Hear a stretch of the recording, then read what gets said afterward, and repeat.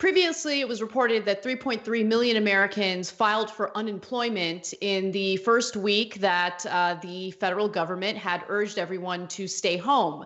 Unfortunately, the number has skyrocketed. An additional 6.6 million Americans filed for unemployment last week, and that's on top of the 3.3 million who had previously filed for unemployment. The Washington Post reports that in March, 10.4 million Americans lost their jobs and applied for government aid, and that's according to the latest figures from the Labor Department. Many economists say the real number of people out of work is likely even higher. And that's because some people are having some difficulty filing for unemployment. In fact, after the congressional leaders, Congress passed the stimulus bill, of course, a lot of people started going onto their state websites to apply for unemployment, and they just don't have the bandwidth to deal with that much online traffic. So once all of that gets smoothed out, unfortunately, the number is going to be much higher. There's a second problem here, guys. So 10 million people out of job in 2 weeks breaks all record by orders of magnitude.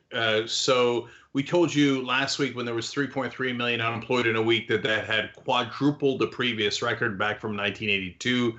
Again, more than 4 times as bad as the 2008 crisis at its worst. Now, this week, it's double the previous record of last week, which had quadrupled the previous record. So 8 times worse than the worst period ever before. But that's problem number one. Problem number two is that means there's now likely about 10 million more people with no health insurance in the middle of a worldwide pandemic.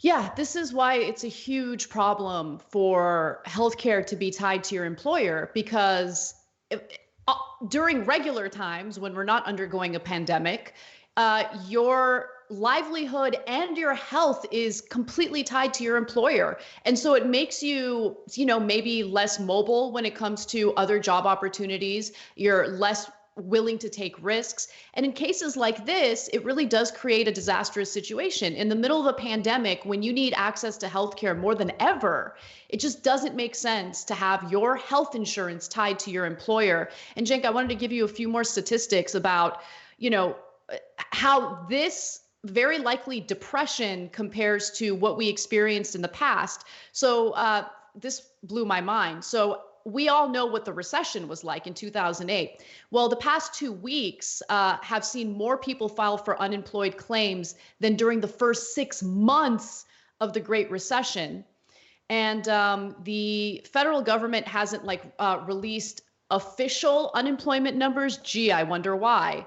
But we do know what the economists are saying in terms of the percentage of unemployment, and they think that right now it's around 10% of Americans unemployed, which is an incredible number. Even during the Great Recession era, the U.S. unemployment rate only hit 10% for 1 month in October of 2010. So we're in a lot of trouble. And the question is, will there be a so-called phase 4 stimulus? And that's actually a pretty hot button topic between Donald Trump and Mitch McConnell.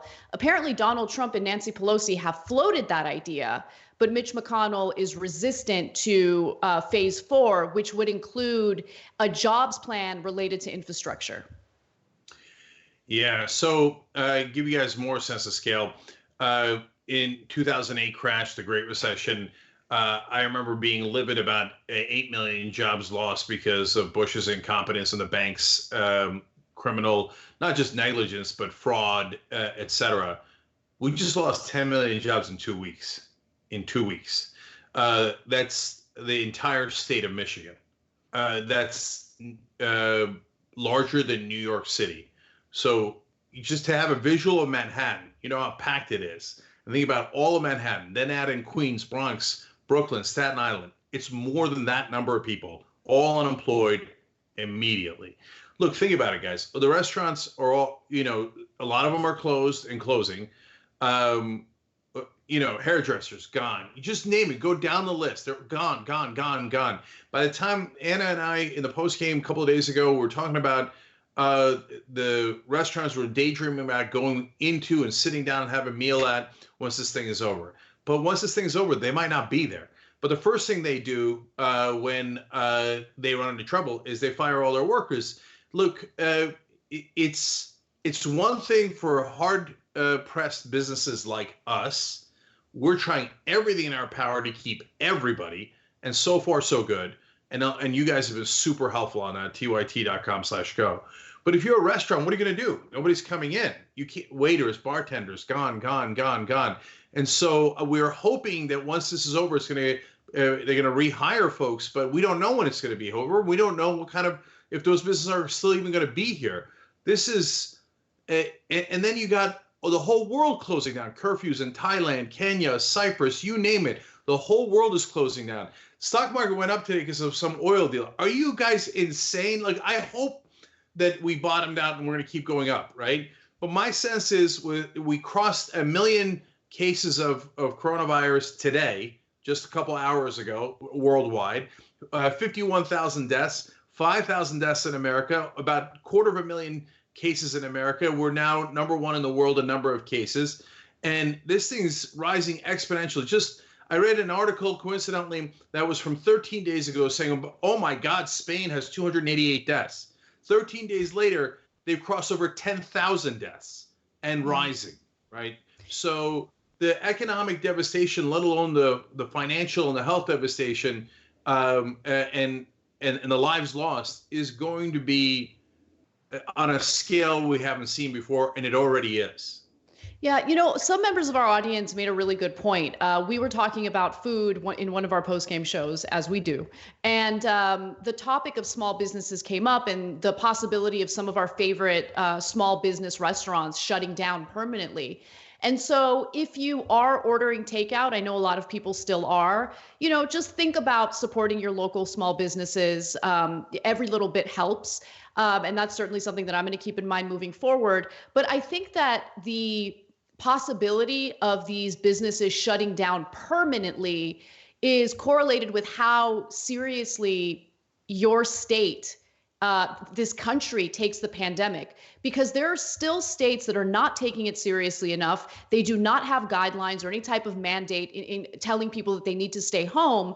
And so it doesn't make sense for one state to take it seriously and another state to not take it seriously. That's needlessly going to drag this situation out longer. We need to get this virus under control. We need to stop it from spreading. And the more we have people not taking this seriously, the longer this is going to last. The more the virus is going to spread, the longer we're going to have to self-quarantine. Yeah, the last couple of things here, guys. There's still 12 states in America that have not ordered a full shutdown. That's crazy. So you need a stay-at-home order. Those governors have not done it. It's not only negligent, potentially criminally negligent, because if there's an outbreak in the middle of the country, it's then going to ricochet back into the coast, and it's going to keep going in waves. Look, like Texas has not ordered a full shutdown yet.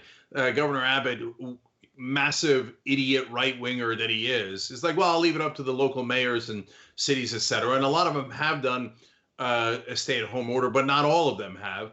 And so a bunch of kids go to a spring break at University of Texas. Boom, what happens? Coronavirus. So it was, first they thought it was 28, then 40, now up to 44 cases. And it goes and goes. This is unbelievably contagious. So if you can't have some places not shelter in place, because then they're going to spread it. It's going to spread like wildfire, and it's going to come back to family and friends in other places. And finally, I want to come back to the healthcare point. Hashtag Bernie was right. There's no question that we should have Medicare for all. So we're going to have now tens and tens of millions. We already had tens of millions that didn't have insurance. We just added another 10 million that don't have health insurance. And they say, well, if your life's on the line because of coronavirus, we'll get you testing for free. And maybe, it depends on the insurer you have, we'll waive your copay. Wow, aren't you merciful? Are you going to waive the deductible? Are you going to waive the premiums? No, right? And this is the case of coronavirus. How about if I got stage 4 cancer? How about if I have a heart attack? No. We're going to let you die in all other circumstances if you can't afford or if you don't have insurance. Hell no. Everybody's saying right now, everybody needs to be covered for coronavirus. Guess what? Everybody needs to be covered for everything. Every other developed nation on earth has single-payer health care, and they don't let their citizens die. Bernie Sanders should do a massive Medicare for All speech now. He should be unabashed about it and brazen about it and say, we were right. Medicare for All is an absolute necessity, and it is unconscionable for this country not to have it, and for the Democratic candidate not to be in favor of it. Thanks for watching The Young Turks. We really appreciate it. Another way to show support is through YouTube memberships. You'll get to interact with us more. There's live chat emojis, badges. You've got emojis of me, Anna, John, JR. So those are super fun. But you also get playback of our exclusive member-only shows and specials right after they air. So all of that, all you gotta do is click that join button right underneath the video. Thank you.